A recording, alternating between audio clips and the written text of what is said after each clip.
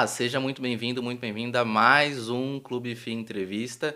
E hoje temos pelo menos aí uns 200, quase 200 mil interessados no programa de hoje para entrevistar o Pedro, CEO da Zagros Capital. O Pedro também toca o fundo diretamente, está na liderança do fundo do GGRC, mas também de um outro fundo muito estratégico que a gente também vai citar aqui hoje. E muito obrigado pela sua presença e disponibilidade, Pedro. Obrigado a vocês, Danilo, Lana, obrigado pelo convite, um prazer sempre estar aqui no Clube FI. Retomando depois de mais de 2 anos, né, que a gente fez uma entrevista aqui com o professor Arthur, e muito legal a gente fazer o antes e depois de tanto tempo. E vamos responder aí as dúvidas, perguntas dos cotistas, tudo que for interessante. Obrigado. Tem bastante pergunta. Não vou falar polêmica, porque a polêmica faz parte do passado. A gente vai só fazer um pano de fundo de como que você assumiu, herdou esses ativos que já estavam e fez um turnaround. A gente chama da Faria Lima, né? Uma virada de página, reciclagem de portfólio. E a Lana vai me ajudar, meu braço direito está aqui, analista do Clube FI também, para fazer essa frente. Obrigada pelo convite e pela oportunidade. Pedrão, vamos lá. A primeira questão, quando você você chega, assume essa cadeira, herda alguns ativos e vê alguns gaps muito importantes. Eu, inclusive, era um dos maiores críticos do fundo ali na fase de 2019 para frente, até 2021, na questão de transparência, de saber qual que é o destino do fundo, porque no final do dia é o cotista que é o dono daqueles ativos e vocês estão lá para tomar as melhores decisões, dar esse direcionamento e defender os interesses dos cotistas antes do interesse da gestora. Então, quando você chegou na Zagros, o que você encontrou e falou, bom, vamos começar por aqui, qual o trabalho que você desenhou na sua mente e o que está aplicado hoje? É o que você vinha planejado ali, porque você está nessa frente dessa liderança dentro do GGRC? Legal. Muito interessante a pergunta. Acho que assim, tem alguns marcos, né? Eu me lembro que, então, só para colocar em cronograma, foi 21 para 22 que eu assumi essa cadeira nas Agros. Minha experiência, eu não tinha tanta experiência com o público do varejo, né? Então, eu comecei minha carreira no mercado financeiro, passei depois para um lado mais empreendedor, que eu acabei me encontrando dentro do empreendedorismo no mercado imobiliário puro. Então, lidando com construção, incorporação, projetos comerciais, residenciais, shopping, tudo que você pode imaginar. E lá por meados de 2016, eu acabei sendo cofundador de uma outra gestora, né? E nela a ideia foi, vamos juntar o mundo real, então o mercado imobiliário puro, com o mercado de fundo imobiliário. Então, nessa época, 2015, 2016, estava num comecinho ali, né, vamos falar assim, interesse do público de varejo em crescer o fundo imobiliário, né? E o que eu trouxe, né? Eu trouxe, como eu estava acostumado muito mais com investidor institucional, né? E é claro que não deveria ter essa diferença, mas quando você trata com institucionais, você acaba se acostumando a dar satisfação, né? Então você acaba, são poucos e grandes investidores, você acaba sentando cada um deles, explicando, mostrando, apresentando o lado bom e ruim, né? Então, acho que assim, você tem que saber dar notícia boa e ruim. Às vezes, nem tudo dá certo. Você tem que sentar, explicar, né? E ter a humildade e conseguir, na verdade, mostrar que você pode mudar aquilo, né? Então, quando eu cheguei nas Agros, em 21 para 22, o GGRC estava sendo ali até atacado, de certa forma, por investidores do varejo que queriam entender melhor o que estava sendo feito. Tinha algumas questões aí do portfólio, né? Então não era só uma questão de não estar satisfeito com isso ou aquilo da gestora. Você tinha inquilinos com problema pós-pandemia, inquilinos até entrando em recuperação judicial, deixando de pagar aluguel. Então uma situação ali que começou a criar um certo clamor assim, popular. Então explica isso, explica aquilo e tal. E quando eu cheguei nessa situação em 22, falei, a primeira coisa é o seguinte, todo mundo é respondido, né? Ninguém vai ficar sem resposta. Então vamos criar aí um RI comunicativo que mostra a cara, que participa, que responde pergunta, que dá as caras. E todo mês você está publicando vídeos no canal falando sobre o gerencial de cabo a rabo, né? Exato, acho que isso aí começou em 2023, Danilo. Então o 22 foi mais para entender onde a gente estava, né? E aquele momento foi um momento duro, porque assim, o mercado virou, final de 21, né? Então veio aquele boom de pandemia, de mercado imobiliário, juros baixos, 21 para 22 virou, a gente se viu no meio do mercado difícil, né? Ao mesmo tempo que o GGRC, que era e é o principal fundo das agros, tinha desafios, né? Então você teve que conciliar isso, e a gente passou por um momento, vamos falar assim, de colocar a bola no chão, de vamos arrumar a casa, vamos vender ativos se precisar, vamos comunicar melhor com o cotista, vamos reestruturar, né? Então foi o que eu chamo da primeira fase, né? Então de 2022 até 2023, a gente arrumou a casa, a gente tentou equacionar problemas, inquilinos, ativos, passivos, entender onde estava, né? Para planejar o futuro. E aí em 23, eu lembro que eu tive com o professor Arthur aqui em abril, né? Foi muito legal, porque a gente tinha passado tanto por um período difícil de economia, quanto pelo evento Americanas, que por coincidência era nosso inquilino, é ainda, né? E quando teve tudo isso, a gente teve que se explicar, por que comprou esse ativo, por que teve Americanas, por que aquilo.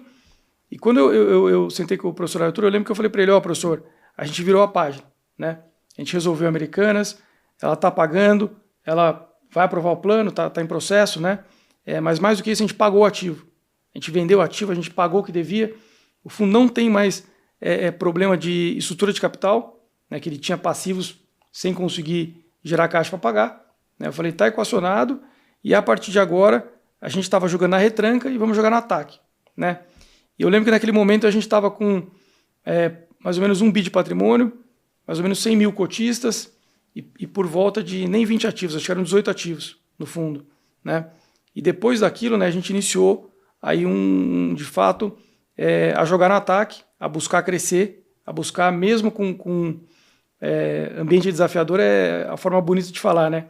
Mesmo no mercado horroroso, né, a gente ainda assim conseguir crescer, conseguir mostrar resultado, e depois de 2 anos e pouquinho, né, a gente está hoje aqui praticamente dobrando tudo. Então, de 18 ativos fomos para 34, agora 33, a gente acabou de vender um, né, de 1 bi de patrimônio, estamos em quase 1,8, de 100 mil cotistas, que acho que é o maior trunfo nosso, né? Você falar, qual que é a maior alegria que vocês têm hoje na gestão? É ter crescido o fundo, ativos e tal. Isso, claro, é importante e é isso que traz a atenção do cotista. Mas o mais importante para a gente é ter saído de 100 mil cotistas e tá quase hoje em 200. Né? Então, assim, 200 mil cotistas é um número importante. Coloca a gente, né, só para dar um grande banco por trás, um grande emissor que vai ancorar, que vai 100% fazer independente. 100% independente. Isso é um ponto legal, Danilo, porque assim, a nossa base foi construída no mercado secundário. Então, desses 100 mil, não teve nenhuma distribuição no varejo. Né? A gente passou por um período, a gente está passando por um período difícil, né? A gente não teve nenhuma emissão distribuída no varejo nesse período. Então, quer dizer, não teve pulverização na emissão, aquela que os grandes coordenadores, corretoras vendem na base, e aí você, em uma emissão, consegue 20 mil, 30 mil cotistas. A gente não teve nenhuma, foi sempre sendo secundário, então é um trabalho mesmo de trazer o cotista, né? É você passar justamente essa base do institucional que entra na oferta, a gente vai falar um pouquinho de pagamento em cota, né? Então ele recebe cotas, só que ele acaba pulverizando isso e tendo interessados em pulverizar, em comprar, né? Então é um trabalho muito legal isso que a gente tem feito, de crescer a base, passando um pouquinho de números, né? Então hoje a gente está entre os 15 maiores fundos de tijolo do mercado, da Bolsa. A gente está entre os 30 maiores fundos como um todo, entre papel e tijolo. E dentro do segmento logística industrial, que é um dos grandes segmentos aí do mercado, a gente tem os gigantes aí, HGLG, BTLG, XPLG e demais, a gente já está ali beliscando os top 5, né? Só que quando a gente fala de liquidez e cotista, que acho que aí tem um trabalho que a gente se orgulha muito, né, de ter feito, a gente já é o terceiro. Né? Que beleza, que beleza. Então a gente está atrás ali do HGLG e do BTLG. Então a gente já ultrapassou os maiores, estamos com a terceira maior base de cotistas, e a liquidez do fundo, que era uma liquidez, quando a gente assumiu essa gestão em 21 para 22, girava em torno de R$1 milhão. Né? Esse mês, agora em agosto de 25, a gente bateu quase 5. Né? Então, Aumentou assim, 5 vezes. de um fundo também que tinha um tamanho diferente, né? O pessoal fala, pô, mas você cresceu muito o fundo, mas a gente quase dobrou o PL, mas quintuplicou a liquidez, né?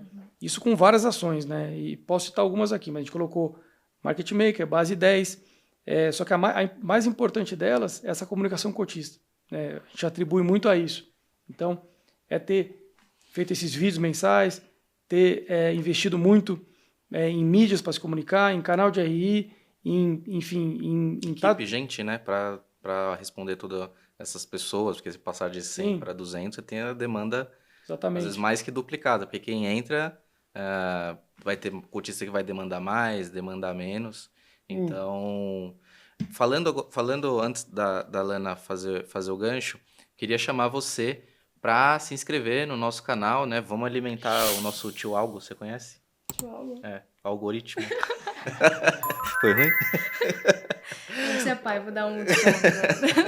Vamos alimentar o algoritmo porque você precisa curtir e mandar esse vídeo para quem também poderia ter cotas. E pensando em poderia ter cotas, eu lembro que até 2019, 2020 era um fundo que tinha uma característica que não entrava no meu filtro, né? Então, por quê? Muito imóvel industrial, tem uma preferência por mais logísticos. E hoje não seria nenhuma loucura se o GGIC figurasse dentro das nossas carteiras também, porque faz parte, tem uma diversificação muito maior. E o que eu queria pontuar era justamente isso. Você olhando sobre estratégia de portfólio, vocês deixaram bem claro a vontade dessa mudança de diluição do portfólio industrial. Queria que você explicasse o porquê dessa estratégia. É uma estratégia que eu concordo, então eu queria que você explicasse e também falasse um pouco sobre esse momento de mercado logístico no Brasil. Certo. Então, assim, de fato, o GGRC, lá no início, né, em 2017 para 2018, ele nasceu como fundo industrial, em outra gestão, e durante, eu costumo dividir em fases, né? Durante a primeira fase, ele foi um fundo marcado por ser industrial. Na segunda fase, ele passou a ser um fundo que começou ali a beliscar o logístico, né? Começou a ter alguns ativos logísticos, mas era ainda com uma cara mais industrial. Na terceira fase, ele passou a ter mais logístico que industrial, que essa terceira fase já inicia com a gente, né? Então a gente começou a ter um portfólio que era um pouquinho mais logístico que industrial, né?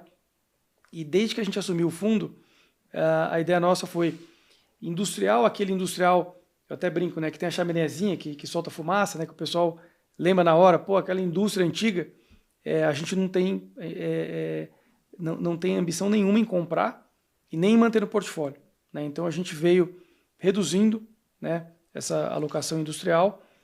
A gente começou a ter muito mais logístico e também o que a gente chama de híbrido. O que é o híbrido?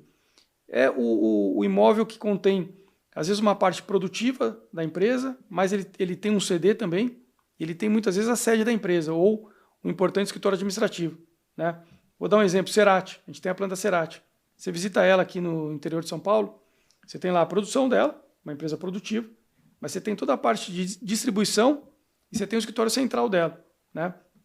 Então você imagina, um imóvel híbrido desse tem uma importância muito grande para a empresa, né? Ele acaba sendo, muitas vezes, o pulmão dela, né?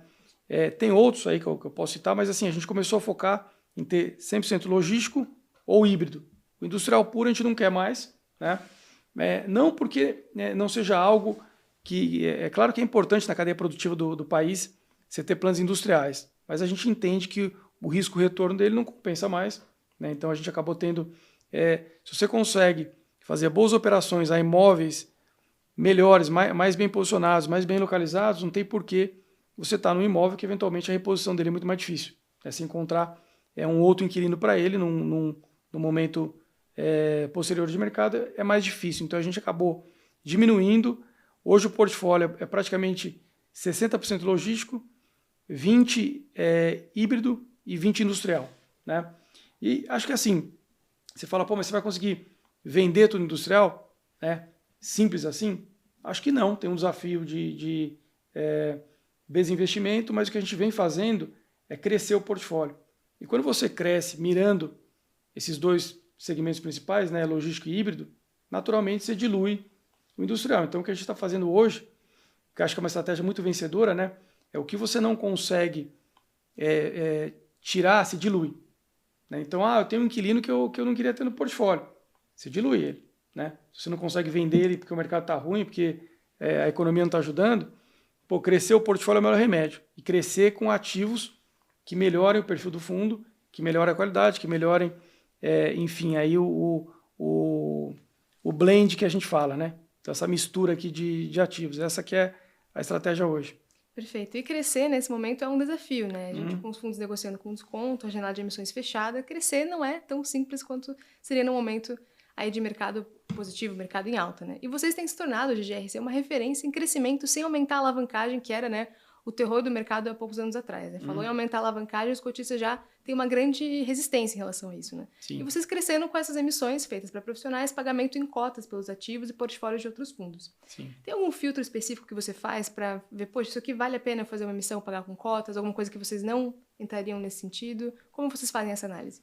Eu acho que a primeira coisa, essa pergunta é muito legal, porque a gente foi, talvez, não falo o primeiro, porque eu acho que já tinham tido outras operações de cotas no mercado, a gente foi um dos primeiros a, vamos falar assim, fazer em escala, né? Tinham tido operações pontuais, a gente viu um momento ali em 2024, só que já era um trabalho que vinha sendo feito desde que a gente entendeu que o mercado estava fechado para captações do varejo, né? Então, assim, o que você faz? Você senta e espera, né? Eu costumo brincar que às vezes quem senta e espera vai ver passar o trem e vai perder o trem. Porque os preços estão bons agora, né? Exatamente. Então, assim, para nós é o melhor momento, um dos melhores momentos, oportunidades de compra é agora. É como se você fosse ao mercado, né? A gente também usa essa analogia. Vai no mercado, vê tudo em promoção, né? Só que você fica sabendo que é o seguinte, se essa promoção está acontecendo porque os produtores estão em crise. Se eles continuarem em crise por muito tempo, daqui a pouco não tem mais mercadoria. Mas se você acredita que os produtores vão se recuperar, compra tudo que está em promoção, porque depois vai subir o preço, né? Então a gente tem tentado aproveitar o possível para encher o carrinho, só que sempre assim, com muita responsabilidade e sendo muito responsável nas aquisições. Então, como é que a gente chega à conclusão de que um ativo comprado em cota é positivo, né? Então tem alguns filtros, mas vou citar os principais aqui, né? Então, o fator número 1 primeiro, é um ativo de qualidade. Então, independente da conta, se o cap é alto, se o cap não é, se faz sentido do ponto de vista financeiro, a gente olha muito qualitativo. Então, esse ativo aqui é bom hoje para o fundo, ou, eventualmente, pode até não ser o ativo perfeito para o fundo, porque ele pode ser um ativo pequeno até, que a gente tem comprado ativos menores, mas que ele é um ativo que você vai conseguir reciclar ele. Então, assim, eu compro ele, a gente brinca com isso, né? Eu compro no atacado e vendo no varejo. Porque se você compra o portfólio inteiro, eventualmente vem ativos ali menores, mas que você vê que esse ativo, a liquidez dele é maior do que um ativo grande. E você consegue reciclar ele. A gente até tem um caso para citar, né? A gente comprou o portfólio do SNLG, e vieram ali 5, 6 ativos. Um deles aqui em São Paulo, em Pirituba, era o único vago. E o pessoal fala, você está comprando um ativo... o GGRC nunca teve vacância, nunca comprou imóvel vago. Você está comprando justamente um imóvel vago. Esse ativo a gente identificou como talvez o mais líquido do portfólio. E ele foi vendido em 6 meses, né, com uma tira aí quase que 30%, né? Quase que 30%. Um ganho de capital importante, que inclusive está nesse semestre aqui agora sendo distribuído. Então, assim, a gente olha muito qualitativo, e quando entra no quantitativo, quer dizer, análise financeira, uma emissão em cotas, né, quando você consegue emitir a patrimonial, que é o que a gente tem feito, e a tua cota está abaixo do patrimonial, você automaticamente já gera um valor para o teu cotista. Quer dizer, você está pagando um ativo a preço patrimonial, sendo que a tua cota está abaixo disso. Então, você está gerando um ganho automático ali na emissão da cota, né? Você não está diluindo o teu cotista, porque a cota está acima está no patrimonial, mas ainda assim gerando um ganho por estar acima do mercado. E a conta nossa é sempre assim, as cotas que eu irei emitir para pagar o ativo, né, elas vão gerar uma despesa de rendimento para o fundo. Né? Então, por exemplo, o rendimento do fundo hoje é 10 centavos. Né? Se eu emito X cotas e esse rendimento que eu vou ter que pagar por essas cotas não é equacionado, ou a gente não tem um ganho na geração de receita, Quer dizer, o ativo que eu comprei tem que gerar mais receita do que ele vai me gerar de despesa no rendimento. Então, essa equação tem que ser positiva, né? Eu tenho que, ou, no mínimo, manter o meu rendimento recorrente ou melhorar ele. E a gente tem conseguido, com as emissões, até melhorar o rendimento, né? E isso pode ser feito ou porque a receita que entra dos ativos é maior do que o que você vai pagar de rendimento, quer dizer, você tem um cap aqui do ativo acima do teu yield. Então, se o meu yield hoje no patrimonial é 10,5, eu fiz uma aquisição a 11, a 12, a 13, eu vou melhorar a média e eu vou pagar mais, né? Ou até vocês falaram de alavancagem, tem uma coisa legal, alguns dos portfólios que a gente comprou vieram com alavancagens antigas, que estavam ali com IPCA mais 6, IPCA mais 7. Isso, dependendo de quanto você pagou no ativo, gera até valor. Porque você traz uma alavancagem barata, né, entre aspas, dado o mercado de hoje. Quando você consolida ela no teu fundo, acaba gerando valor, porque você tem uma alavancagem que custa menos do que o que você pagou, quer dizer, o que aquele ativo que você comprou está gerando de retorno, de cap rate, etc. E nessa conta da distribuição também entra a questão da alavancagem, porque à medida que você quita essas alavancagens, você vai fazendo vendas e amortizando, é natural que o yield caia, porque você está menos alavancado. E às vezes você dá um guidance de permanecer com o mesmo yield, sendo que você está diminuindo a alavancagem, aumentando o portfólio, é melhor do que até aumentar o yield ali, 1 centavo ou 2, ter esse ganho, porque o risco do fundo diminui abruptamente, sendo que ainda você teve a alavancagem que vocês herdaram de dívidas que a gente chama de bullet, né? Quando tem um pagamento muito grande ao final. Ou balão que a gente fala. O famoso balão. Quando você tem que honrar aquela amortização, e muitas vezes o caixa ou a disponibilidade não é o suficiente aí. Só que essas dívidas são futuras e você tem um planejamento para quitar essas dívidas. Quando a gente fala de alavancagem hoje, entrando nesse ponto, o fundo está com uma alavancagem próxima de 15, né, que você citou. Qual que seria, assim, um número mágico, assim, para vocês? Ou isso está mais a ver com vencimento, prazo, taxa? Porque existe um equacionamento, né, do que é dívida, o que é equity, para gerar mais valor para o cotista. Qual que é a equação de vocês? Acho que a alavancagem, assim, primeiro você tem que modelar muito bem ela para não dar um tiro no pé. Então, desde que dentro da estrutura de capital do fundo, acho que assim, não tem um número mágico, Danilo, mas assim, a gente costuma, assim, do nosso lado, né, o que a gente enxerga como um número, vamos falar assim, teto. Para fundos em geral, tá? Quando um fundo de tijolo tem uma alavancagem acima de 25%, né, entre a relação de passivos e ativos, a gente acende uma luzinha ali. Só que tem fundos aí, inclusive concorrentes do GGIC, similares, né, com concorrente, eu não gosto de usar essa palavra, que tem uma alavancagem de 25% ou até mais que isso, mas mesmo assim eles são saudáveis, ou estão saudáveis. Por quê? Porque depende de como foi feita a alavancagem. Quando você faz alavancagens que casam com o teu fluxo, então, por exemplo, eu comprei um ativo e desde do D0, o que eu recebo de receita dele, paga juros, paga amortização e sobra alguma coisa, né? Eu não vou ter problema, porque o que eu tenho de fluxo hoje consegue carregar essa dívida, né? Então você fez uma alavancagem, vou falar assim, boa. Geralmente a alavancagem funciona assim quando o prazo é longo e o custo é bom, né? Então você tem uma alavancagem curta, com taxa mais alta, você vai ter algum desafio de bullet ou de balão, né? Então, para nós, é muito mais como ela é feita, a estrutura que ela é feita, do que eventualmente o percentual. É claro que hoje um percentual, como a gente tem hoje de 15%, eu acho que está bem tranquilo para o fundo, né? Mas você fala, qual que é o teto? O teto acho que não depende muito do percentual, porque como eu te falei, tem exemplos de fundos que têm um percentual mais alto, 25% ou 30%, e estão com uma relação saudável de liquidez, porque na verdade o que ele gera de fluxo de receita consegue pagar os juros. A amortização, na verdade, não para quem não sabe, né? A amortização, muitas vezes, eu falei que você pode descontar do aluguel, mas o correto é que assim, é que você tem a caixa do fundo para pagar a amortização. Então, o que entra de aluguel, ele pode pagar a despesa de juros, né? E aí você ou faz aquela retenção de 5% do semestre, ou você tem dinheiro aí de venda de ativos, de emissões. Tem carimbo, né, o dinheiro. Para pagar a amortização, né? Claro que você pode, você eventualmente chama uma assembleia, usa o dinheiro do aluguel para pagar a amortização, mas não é o que a gente faz, né? Então, o GGRC hoje tem uma relação equilibrada entre o que ele recebe, paga de juros, paga de rendimento, e a amortização dele, a gente pode ter, como teve agora, acabou de resolver, né? A gente teve um bullet, um balão, que foi justamente um CRI que a gente herdou, que veio de um fundo que a gente comprou, né? Comprou o portfólio. E aí, assim, o pessoal ficou preocupado, tem um balão de 25 milhões para pagar, como é que você vai pagar tal?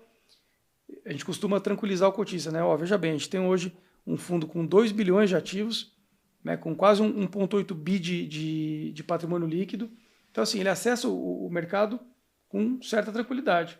A gente tinha um bullet, a gente simplesmente refinanciou esse bullet. Pegou um outro CRI, a uma taxa muito parecida, até um pouco menor, né? Pagou a parcela, e esse novo CRI é um CRI de 5 anos, com prazo tranquilo, que a gente encaixou bem. Então, acho que assim, o segredo da alavancagem é ela ser bem feita, eventualmente você ter um hedge, né?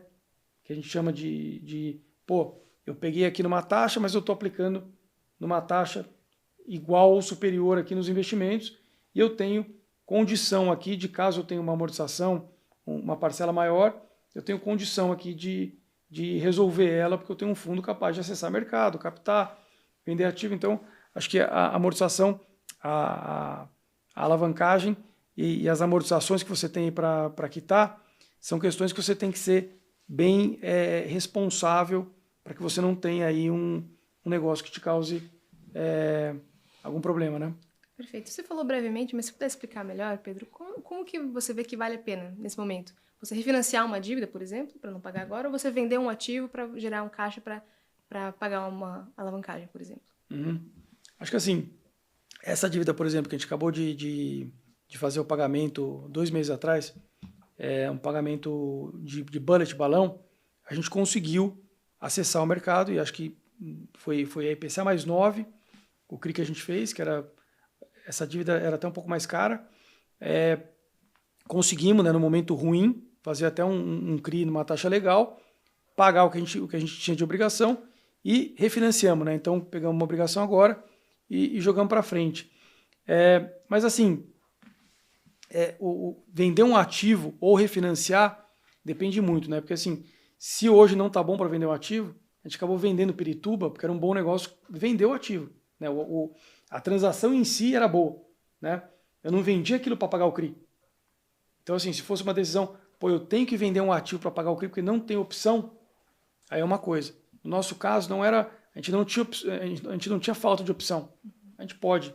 Hoje, com o tamanho do fundo e vamos falar assim, com a credibilidade que a gente tem hoje para acessar mercado, a gente tem a opção de vender ativo, sempre é uma opção, né? Mas não para resolver um problema, mas sim para gerar valor. Você pode fazer captações, como a gente tem feito pontuais, né? A maioria são com cotas, mas a gente sempre acaba conseguindo algum recurso também, então isso ajuda o caixa, né? E você tem a opção de refinanciar. São basicamente 3 opções. O que não pode é você não ter opção, né? Eu fiquei sem opção, eu tenho que vender o ativo correndo para pagar um CRI.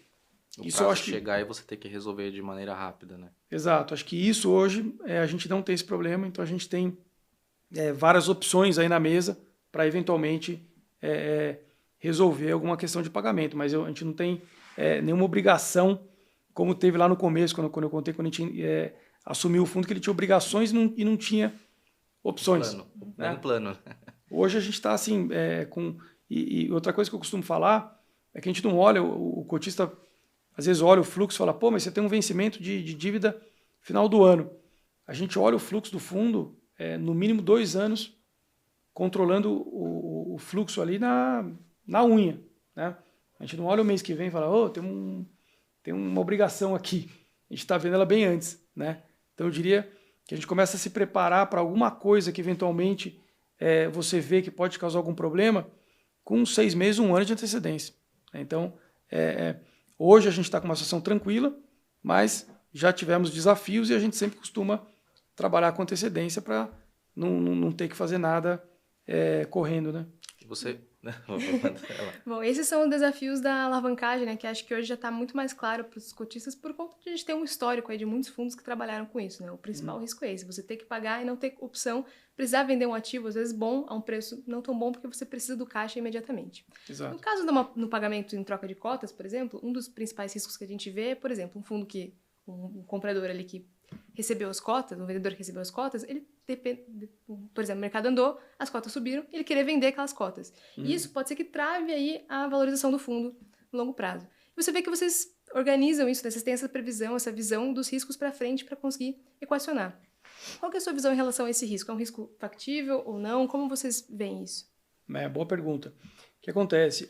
A gente acabou a nona emissão de cotas pouco tempo atrás, né? E já em julho a gente iniciou a 10ª emissão de cotas, né? Então, muitas vezes o cotista fica preocupado e pergunta, pô, mas vocês estão inundando o mercado de cotas do GGR e temos uma preocupação da cotação no mercado secundário, né? A gente, assim, na nona emissão de cotas foram captados pouco mais de 340 milhões. A gente tinha demanda para mais de 1 bi. Então, é legal colocar isso, porque às vezes o cotista fala, pô, vocês estão colocando muita cota no mercado. De um bi que a gente demanda, a gente selecionou 340 milhões de operações que a gente queria fazer e achava que era saudável para o fundo, né? A gente poderia, se fosse numa ganância de crescimento, vamos falar assim, vamos fazer um bi aqui, o fundo vai crescer bastante, tal, mas a gente entendia que as operações que eram responsáveis eram esse volume e eram operações que a gente conseguia limitar o vendedor. Quer dizer, em todas elas a gente colocou limite de venda. Então, se a pessoa recebeu 100 milhões, ela vai demorar 2 anos para vender. Ela não pode amanhã querer vender 100 milhões, né? Então, assim, você dá uma possibilidade do vendedor ter liquidez, mas não é uma liquidez imediata. Ele tem que entender que ele não pode, vamos falar assim, o que a gente chama de pesar no book do fundo. Ele não pode ir lá, colocar uma ordem grande e acabar atrapalhando o investidor. Então, assim, tem essa parte de não fazer excesso de operações que a gente entende que não vão ser saudáveis, né? Por outro lado, acho que o que a gente mais está tendo o resultado é que, por outro lado, né, a gente tem feito sempre conta que o fundo tem uma liquidez hoje, tinha uma liquidez de 2, 3 milhões e a gente tem crescido muito a liquidez do secundário. Então, acho que essa liquidez do secundário tem ajudado, as operações que foram ou estão sendo feitas têm sido absorvidas, né?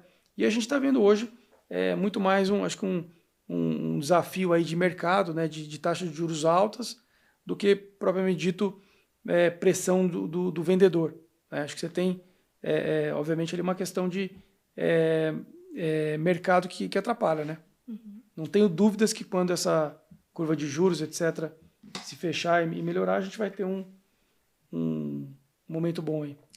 E nesse contexto que você fala de aquisições, vocês comprando em lote, vendendo no varejo, eu acho que está muito à tona essa questão de diligência na compra de ativos, porque a gente observou já alguns casos de problemas em ativos pós-construção ou depois que comprou, o inquilino ocupou e isso vem. Como que é dentro das agros essa questão de diligência? Porque agora vocês fazem essas compras Sim. em lotes, então são várias operações, várias diligências ocorrendo ao mesmo tempo e o mercado tem um prazo, né? O ativo não fica à venda para sempre, você precisa ir lá, fazer a diligência e resolver se vai fazer a proposta ou não. Eu sei que hoje é fácil a gente falar olhando para trás e falar, olha, daquele deu problema, se a gente soubesse que o pênalti ia ser batido no canto direito, o goleiro teria pulado no canto direito. Mas como que é essa questão de vocês olhando nessas compras de agora? Já vou mandar uma segunda pergunta aqui. Essa questão de compra no atacado e venda no varejo veio para ficar mesmo? Vai ser essa estrutura base, porque a gente está num cenário difícil de custo de capital difícil, Selic 15%. Qual que é a estratégia e guarda-chuva de vocês para passar por essa tempestade? Legal. Primeiro, em relação à diligência, né? Acho que assim, aí você precisa ter uma boa equipe. Então, a gente investe em equipe, investe em pessoas. A gente tem uma estrutura hoje que ela não é uma estrutura de uma casa gigante como grandes bancos, mas é uma boa estrutura para uma casa independente. Então a gente tem condição, tudo hoje internamente ser feito. Então a gente tem jurídico, engenharia, compliance, back-office, RI, tudo dentro de casa, só que obviamente a gente trabalha também com os melhores fornecedores que tem de contratação de serviço, né, de prestação. Então, comprar um ativo, comprar um portfólio, 4 ativos, né? A gente costuma trazer escritórios aí dos melhores nomes que tem para fazer a diligência jurídica. A gente atua muito forte na parte da engenharia, de ter um time próprio. A gente tem 4 engenheiros hoje que visitam o imóvel, fazem laudos, contratam terceiros, né? Porque, obviamente, como gestor, a gente tem que ter sempre o respaldo de um terceiro independente para falar, o imóvel está bom, tem um laudo aqui mostrando que não tem nenhum problema, etc. e tal. Então a gente se protege muito de comprar ativos aí bons. A gente já deixou de comprar muita coisa porque não passou em diligência. Então isso que eu falei de 1 bilhão de demanda até nessa última oferta, alguns não foram feitos, não só porque a gente não chegou no entendimento do desenho, mas também não passou na diligência, né? Então vem o ativo, a pessoa quer vender, quer fazer e tal, mas você analisa no primeiro momento e ou você coloca condições muito duras, né? Do tipo, isso aqui você vai colocar em retenção, vai ter uma escrow, vai ter não sei o quê. Se a pessoa não aceita, a gente não costuma fazer nada que não esteja confortável. Eu brinco que, assim, às vezes você está com um monte de negócio na mesa, você tem que digerir um pouco eles e ter certeza que se você dormir, no dia seguinte você vai acordar e tá tranquilo com aquilo, né?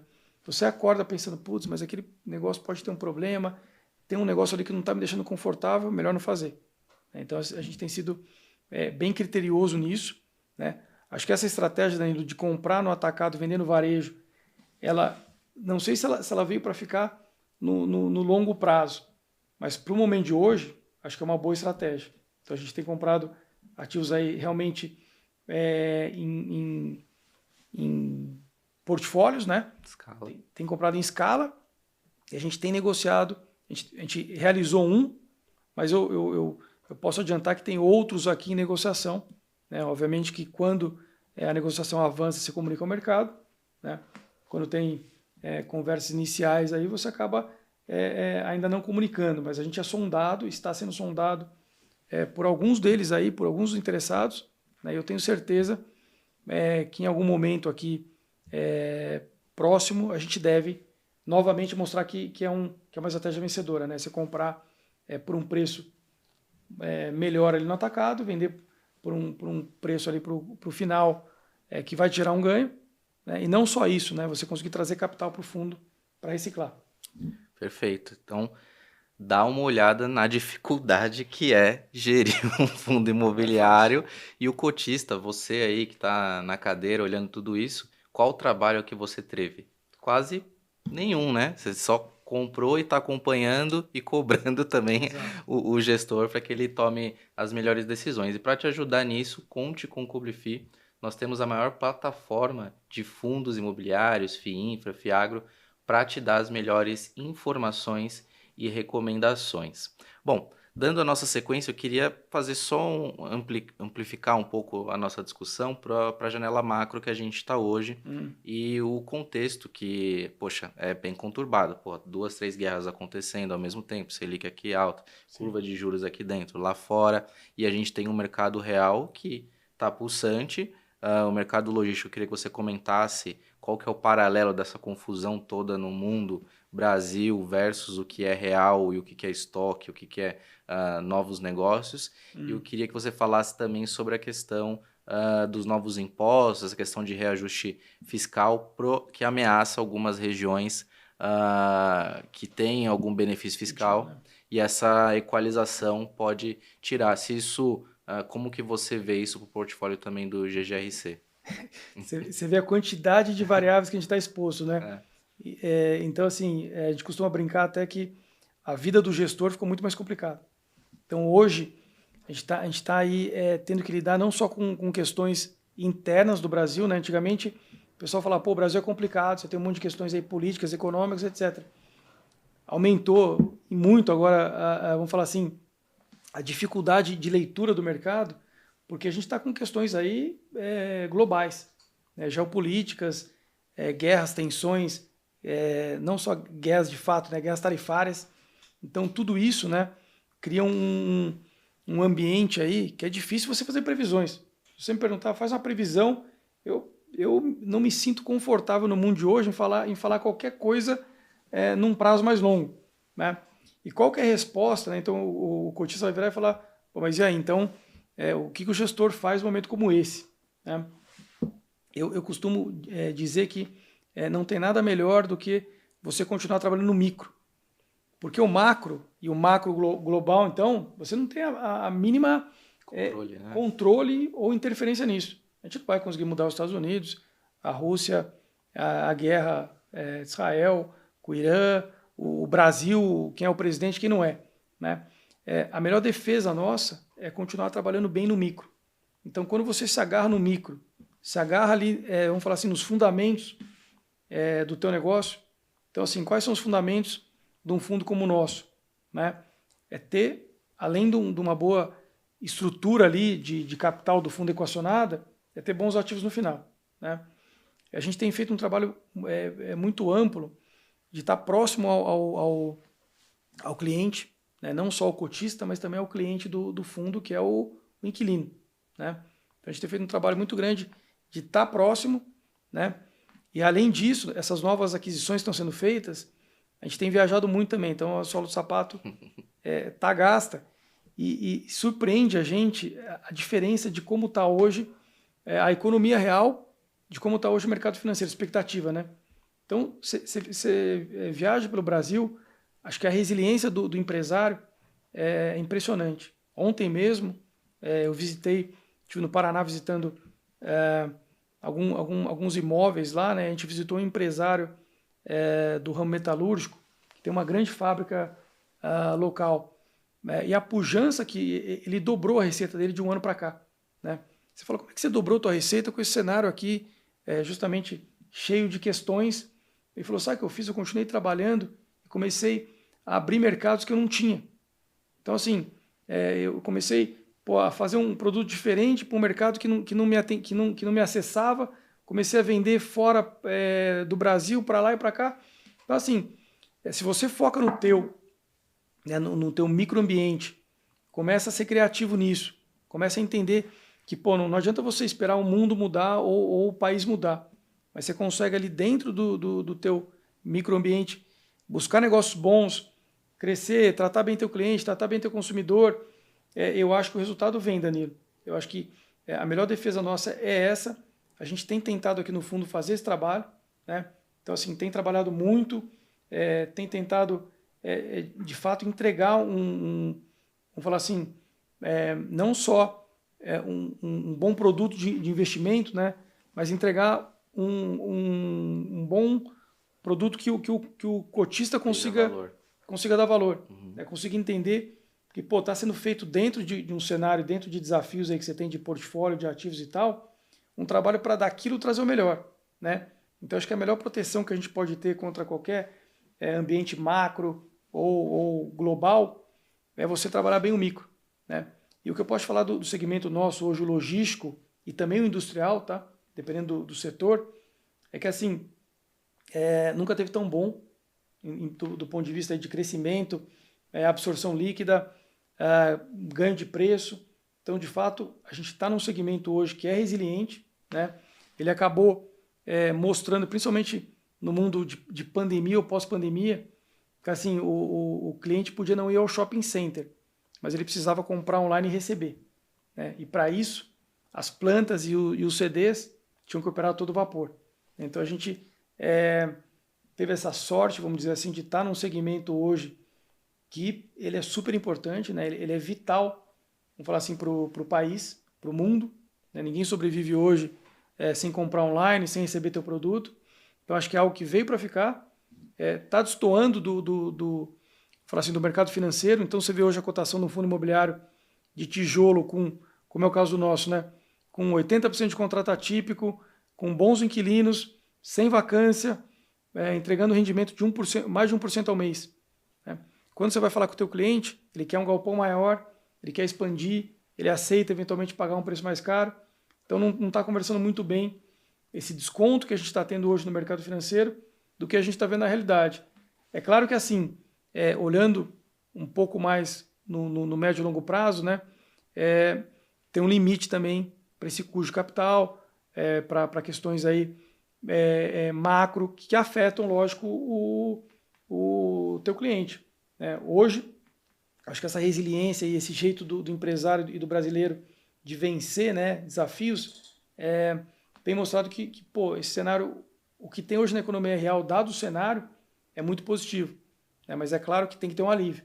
A gente acha que não pode passar muito aí do ano que vem para a gente ter uma melhora nas condições macro, porque assim, se o mercado conseguiu resistir bravamente até crescer num ambiente como esse, a gente entende que quando a chave virar, principalmente para o segmento logístico aqui, a gente acha que o céu é o limite, né? Porque não tem como segurar um segmento desse com o consumidor conseguindo comprar, conseguindo financiar crédito, conseguindo ter acesso a dinheiro, né? Então hoje o maior problema é esse. Com certeza. E no micro a gente vê isso justamente pelo que você falou, né? O ganho de preço no metro quadrado, que tem, assim, trimestre após trimestre, ser levado de uma forma relevante. E o fundo tem alguns contratos atípicos que tem aquela vantagem, né? Enquanto está vigente o contrato atípico, estabilidade, maravilha. Então, no caso, se os preços caírem, você está seguro. Mas se os preços subirem também, você não acompanha. O principal risco é quando vence aquele contrato atípico longo, né? É capaz as condições do mercado estarem muito piores do que estavam anteriormente. Aí o fundo tem uma queda aí na sua renda. Sim. Mas o que a gente tem visto aí com o vencimento de contratos antigos do fundo é, na verdade, um ganho de preço, justamente, conseguir renovar com um preço maior. Hoje em dia, tendo em vista esses contratos atípicos que estão para vencer do fundo, você vê uma região específica, um ativo específico que tem um ganho de preço potencial ou não? A gente tem alguns, né? Então na média, a gente está abaixo do mercado. Então, Que é bom, né? Porque é bom. tem cotista que fala, pô, mas você tá abaixo, o que acontece, né? Isso. Tem um gráfico legal no relatório, a gente até comenta todo mês. Todo mês a gente faz como você já falou aqui, né? Todo mês a gente faz o relatório de gestão gravado, divulga no YouTube das Agros, e a gente explica ponto a ponto. Tem um gráfico nosso do relatório do GGRC que mostra a média do portfólio versus o mercado, né? E a gente estava muito abaixo, né? Diria que, não me lembro o número exato, mas a gente devia estar por volta de R$20 o portfólio e o mercado estava 28, né? Quando a gente começou a comprar portfólios e o fundo era 100% atípico, o que isso queria dizer? Que, na verdade, os contratos atípicos estavam defasados em relação ao mercado, muito porque com o custo aí de obra crescendo acima da inflação, obra e terreno, né, no pós-pandemia, a gente começou a ter novos contratos a preços mais altos e a gente estava com muito contrato antigo, preço mais baixo, né? Quando a gente começou a comprar portfólios com típicos, você vê claramente que o gráfico nosso fez assim.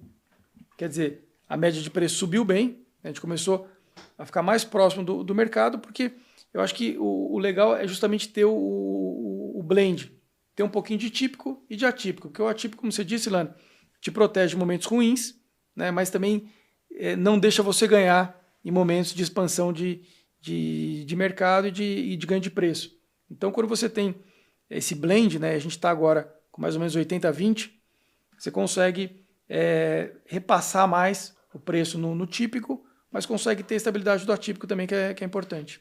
Olhando esse blend que você falou de 80-20, vocês têm algum alvo, tendo em vista essas regiões que estão mais depreciadas no contrato do GGRC? Talvez o típico faria mais sentido, porque o ganho de preço na região é bom. Como que você pensa isso? A gente não tem uma meta em percentual, Danilo, mas o que a gente busca, né? Fazer aquisições de imóveis típicos que sejam principalmente logísticos e de perfil last mile, né? Se for nesse perfil, a gente não tem problema de daqui a pouco ter 30%, 40% de típico, desde que sejam excelentes imóveis, principalmente logísticos e com perfil last mile. Porque a gente sabe que esse tipo de imóvel, você não vai ficar parado. Você não vai ficar com ele vago, você vai ganhar preço. Então, acho que está mais no qual é o imóvel, aonde ele está localizado, do que qual que é o percentual. A gente não quer ter um percentual de típico muito alto com imóveis mal posicionados, vamos falar assim. Então, acho que o segredo é o tipo de imóvel. E um outro ponto que a gente acabou ainda não citando aqui é que como você tem um percentual ainda industrial, você tem uma depreciação um pouco maior nesses ativos. E existe um CAPEX para poder manter esses ativos competitivos. Como que vocês provisionam isso? Isso sempre foi uma dúvida para mim, assim, desde o ativo de escritório, que tem tal Plug and Play, eu acho que todo mundo acha que é muito bonito, mas eu acho que essa conta ainda não chegou de aporte para retrofit, para poder manter o ativo operacional para receber um outro inquilino. E você estava comentando até no último vídeo, falando que, pô, o inquilino saiu, ficaram 1 ou 2 meses ali dando um tapa no imóvel para poder receber visita, porque isso é natural. E isso sai da conta do bolso do cotista, obviamente. Você acha que isso, em qual momento pode se tornar uma preocupação dentro de um portfólio? Eu sei que vocês estão crescendo muito, isso vai diluir, e como que vocês gerenciam esse, o que eu chamo de fundo de reposição de ativos dentro do fluxo do fundo? Tá. Assim, isso já acontece hoje. A gente tem hoje uma obra grande dentro do fundo, que é a expansão do CD Santa Cruz, que está na fase 2. A gente entregou a fase 1 no final do ano passado e vai entregar a outra no final desse ano, se Deus quiser. E mais, se eu não me engano, 4 ativos que a gente está justamente fazendo reforma e benfeitoria, né? Então, assim, é normal, não só no industrial, mas também no logístico. Normal, o telhado precisa reformar, o piso às vezes tem algum problema que tem que ser corrigido, pintura e tal. Como que isso é negociado, né? Se não é uma reforma obrigatória nossa, né? Então a gente separa manutenções lá que tem que ser feitas, que são do inquilino, que são do proprietário, né? Geralmente, as preventivas têm que ser feitas pelo inquilino e alguma corretiva, você geralmente faz uma análise para ver se é de uso do inquilino ou se é algo que o proprietário tem que fazer de melhoria, né? Se é um investimento muito alto, a gente acaba até repassando para o aluguel. Então a gente acaba acertando com o inquilino, ó, tudo bem, eu faço essa obra aqui para você não precisa despender caixa da tua empresa, mas nós vamos corrigir o aluguel, né? Tem inclusive uma dessa em andamento agora.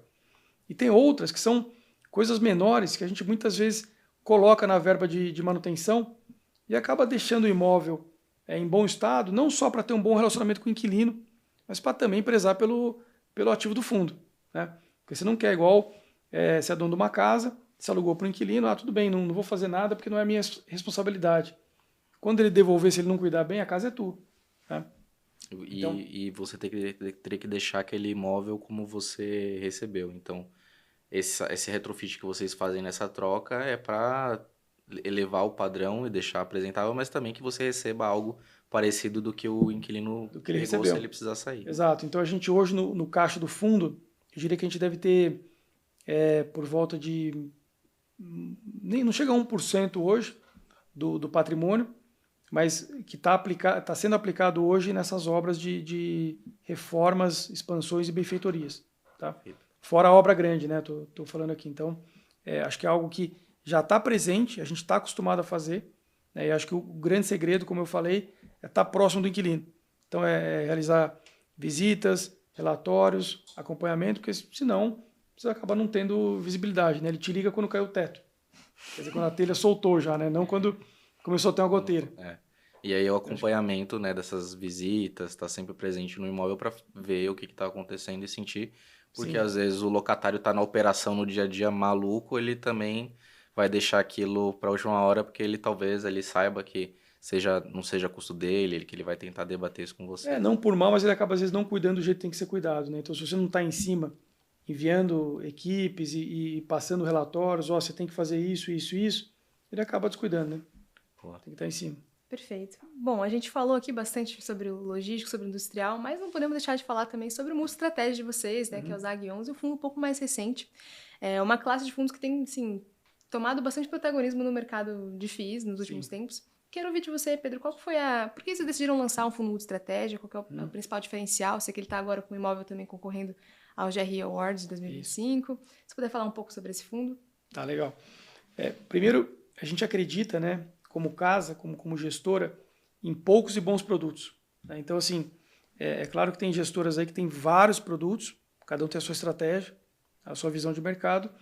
A nossa visão é que a gente prefere ser focado em poucos e bons, né? Então, a gente escolheu focar primeiro, obviamente, no nosso principal fundo, que é o GGRC, né?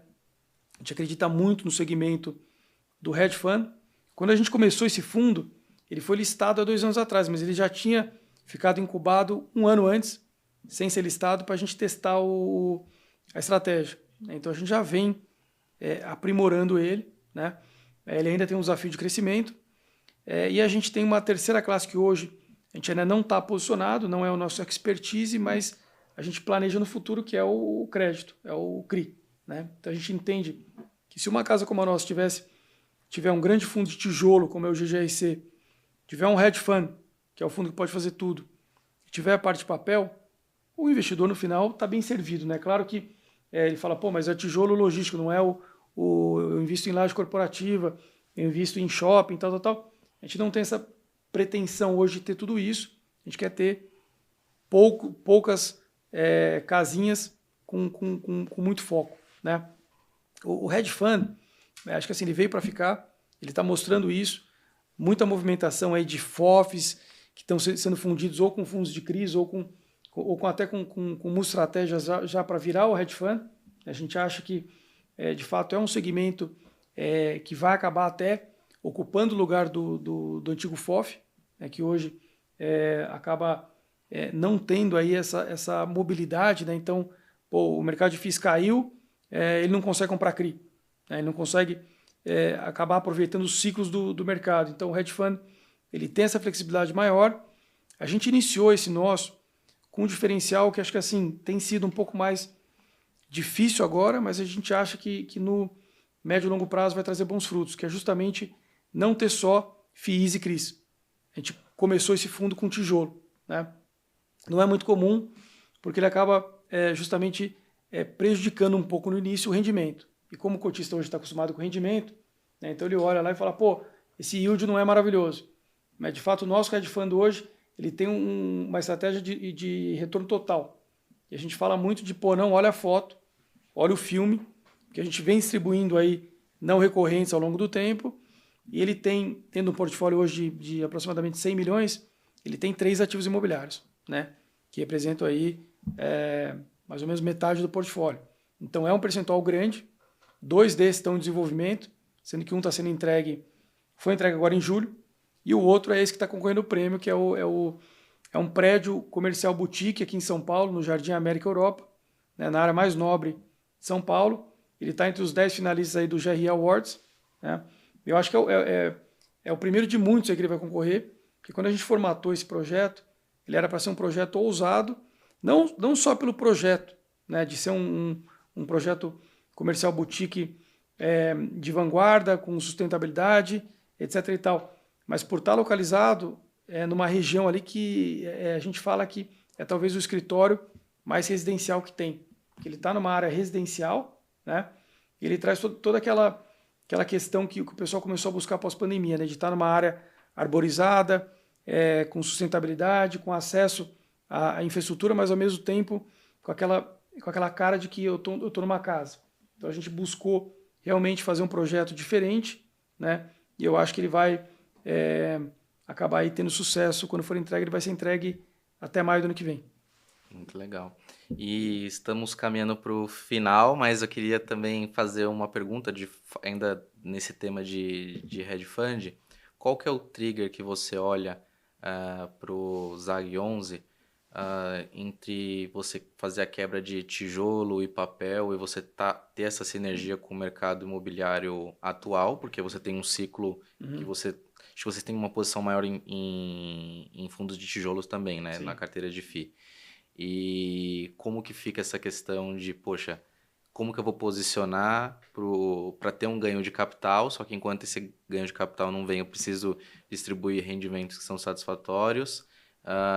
Os hedge funds, tudo bem, tem essa mudança de o que é FI vira multi-estratégia, mas no final do dia a maioria vai ter FI e CRI. Vocês já têm essa questão do imóvel, então realmente é um multi-estratégia que eu chamo de puro sangue, né? Que você realmente atua em todas as frentes, nas 3 frentes. Em ações também, a gente tem um pouquinho de ações também. Em ações, obrigado. E aí você tem essa questão de talvez ter o seu rendimento um pouco mais prejudicado. Sim. E não competitivo com um fundo de 100% CRI, que está repassando 100% de inflação ali na cabeça, e tem o yield ali de 12% ao ano, com uma carteira de crédito middle, high grade hoje? Eu não posso falar exatamente a estratégia, Danilo, mas eu posso deixar uma dica. O nosso hedge fund, ele está seguindo muito o caminho do seu irmão mais velho, o GGRC, né? Ele deve partir para um caminho aí de consolidação, né? E essa consolidação, ele está mirando justamente ativos aí que estão ativos que estão em fundos também, que estão muito desvalorizados ou subavaliados, né? Porque acho que o único jeito de você gerar valor em fundos, vamos falar assim, puro sangue mesmo, é você comprar algo com muito desconto, né? Se você for ao mercado hoje comprar um imóvel, você vai chegar à conclusão que não vale a pena. Vale a pena você comprar um fundo listado, que o desconto hoje é maior, o teu yield é melhor, teu risco é menor, né? Então, assim, comparando hoje, qualquer investidor hoje que for olhar uma operação a mercado, vai entender que hoje comprar na tela é melhor comprar na rua, né? Mas, se você comprar com um viés oportunístico aí, ativos que estão muito descontados, né, você acaba tendo uma questão diferente. Então, o ZAG hoje, não posso abrir tantos detalhes, mas ele está em negociações com alguns ativos aí que estão hoje em portfólios muito subavaliados, né? E se ele conseguir consolidar e seguir um pouco a estratégia do GGRC, eu acho que ele vai trazer não só um ganho no yield, mas ele vai trazer também um futuro ganho de capital importante aí para o seu cotista, né? Perfeito. E você queria mandar mais uma? Aproveitando aqui já para a gente se encaminhar para o final por conta do horário, Pedro, você comentou que fazia 2 anos que você tinha vindo numa entrevista aqui e você falou da primeira virada de página do fundo, né? Resolveu a questão da Americanas, o fundo entrou num novo momento. Agora, 2 anos depois, uma nova virada de página, eu vejo, do fundo, né? Com uma carteira que está crescendo, sem alavancagem, se diversificando, ativos melhores, mais líquidos, mais bem localizados. E no futuro, aí, numa próxima entrevista, num próximo momento, o que você gostaria de chegar aqui e falar, olha, a Zagros executou isso aqui, isso que nós realizamos? Acho que assim, primeiro, se a gente conseguir no mínimo fazer o que a gente fez nesses últimos 2 anos, né? A gente dobrou quase o fundo. Se a gente pensar daqui a 2 anos em dobrar o fundo novamente, é até um pouco pretensioso isso, mas eu imagino, como eu falei aqui, né? Que se a gente conseguiu fazer uma movimentação importante no momento desafiador para ser educado, mas muito ruim de mercado, né? Eu acho que uma vez equacionada essa questão questão econômica e política deteriorada, o mercado voltando, acho que a gente vai estar falando e é hoje o que acho que o mercado todo está vendo, né? Acho que daqui a 2 anos o número de fundos imobiliários vai ser muito menor, né? Então, qual que é a nossa ideia aqui como casa e estratégia para os fundos? A gente quer ter fundos dominantes, né? O que quer ser fundo dominante? Hoje, a gente já está aí enquadrado entre os grandes fundos, né? Principalmente com o GGRC, mas é o que eu brinco, né? Às vezes chegar lá é difícil, mas se manter entre os maiores é mais difícil ainda, né? Então, o que a gente busca aqui, olhando para frente, é que daqui a 2 anos, talvez, não só a gente tenha conseguido fazer o GGRC crescer, diversificar, manter qualidade, manter bons retornos para o cotista. Mas, além disso, tá no grupo aí dos que vão sobreviver, né? Porque o que a gente está vendo hoje é que a maioria dos fundos menores, com pouca liquidez, com pouco cotista, com pouco portfólio, vão acabar morrendo, né? A gente, de fato, falou-se muito em consolidação, mas a consolidação está acontecendo hoje muito rápido, né? Então, na verdade, a gente quer tá dentro aí vamos falar assim, da elite aí do mercado. Esse é o nosso desafio.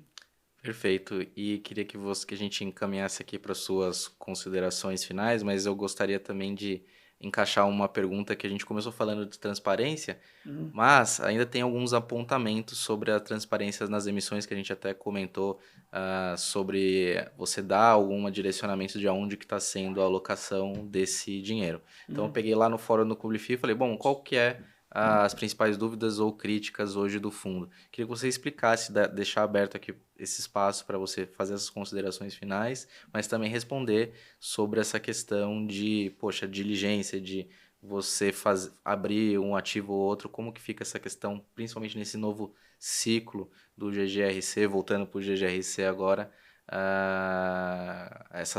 o nome desses ativos e etc. Tá. Primeiro, assim, a gente não tem nenhum problema em abrir tudo aquilo que a gente pode abrir, né? Então, o que eu quero dizer com isso? Se os ativos que a gente tivesse adquirindo no âmbito de alguma oferta fossem ativos que a gente pudesse dar alguma informação que não fosse atrapalhar a aquisição, a gente abriria sem problema nenhum, né? O que ocorre é que, dentre as aquisições que a gente tem realizado ou está realizando, algumas informações, se a gente abrisse, ficariam não só tão óbvias, como até atrapalhariam as negociações em andamento. Então, o que a gente não mostra é muito mais para proteger o negócio, né? Não é para omitir do cotista.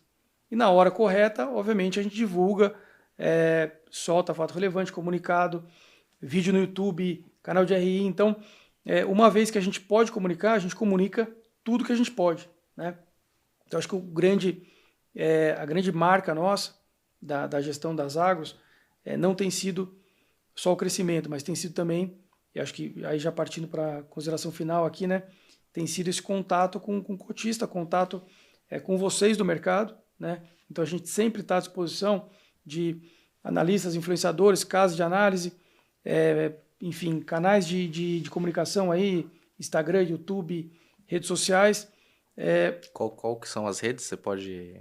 A gente hoje, no fundo, principalmente usa o YouTube, então a gente tem o canal das Agros, o Instagram também, a gente tem, depois a gente coloca lá no Clube FI, a gente vai colocar no GGRC11, vamos colocar todos os canais lá. A gente coloca inclusive no vídeo os arrobas para o pessoal seguir vocês. O pessoal seguir a gente coloca todo mês lá, quando divulga o vídeo do relatório mensal, a gente coloca lá no Clube FI, inclusive, nossa aí coloca, posta, fala com o cotista, então a gente é muito ativo em Instagram, YouTube, também tem outras redes como LinkedIn e tal, mas a gente sabe que hoje o YouTube e o Instagram são os principais canais de relacionamento com o cotista, além dos fóruns, né? Então a gente também vê muito fórum de WhatsApp, Clube FI, outras redes aí que tem de fato criado uma rede aí do Telegram, né? Então tem criado uma rede aí de comunicação.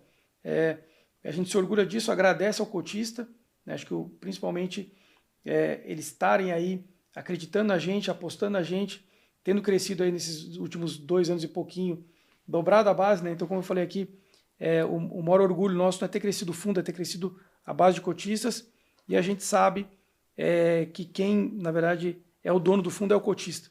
Então, a gente tem que estar sempre ouvindo, às vezes erra, mas o principal é ser humilde, reconhecer que errou, tentar consertar, comunicar isso. Então, a gente não tem problema nenhum com isso, a gente está sempre aqui aberto a escutar, e o RI nosso costuma fazer isso, né? A gente seleciona todo mês lá, pô, a gente tem vídeo nosso que tem 30, 40 mil views com 300 mensagens. A gente olha uma a uma, seleciona, sugestão de colocar isso, sugestão de colocar aquilo. A gente realmente tenta entender o que o mercado quer, né? Porque, na verdade, se você não olhar para o mercado, se você se fechar no teu mundo e falar, eu acho que eu estou sempre certo, você acaba, acho que, ficando parado, né? Então, esse é o nosso pensamento. Perfeito, parabéns. E você que chegou até aqui e ainda não se inscreveu, aproveite, esteja por dentro de todas as informações. O maior ativo, na minha opinião, é a informação. Agradecer a sua presença, Pedro. Vamos voltar mais vezes aqui para falar, para ver se você dobrou o fundo ou não. Mas a gente vai cobrar antes, não vamos esperar 2 anos, não. Vamos fazer com mais frequência essa atualização, legal, que é sempre muito boa. Obrigado, Lana, também. Eu que agradeço, Danilo. E nós nos vemos nas próximas entrevistas. Um grande abraço. Tchau, tchau.